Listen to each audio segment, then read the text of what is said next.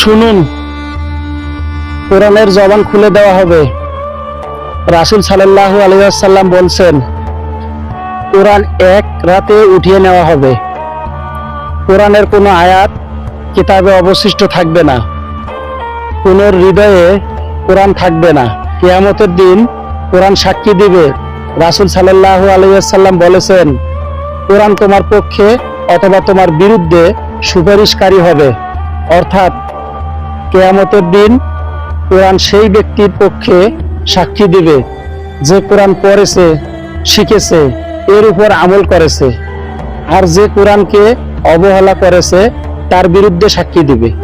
হাদিসে এসেছে, কোরআন এবং কিছু বিশেষ সূরা যেমন সূরা বাকারা ও সূরা আলে ইমরান কিয়ামতের দিন শাফায়াতকারী হিসাবে মানুষের জন্য আল্লাহর দরবারে বক্তব্য পেশ করবে।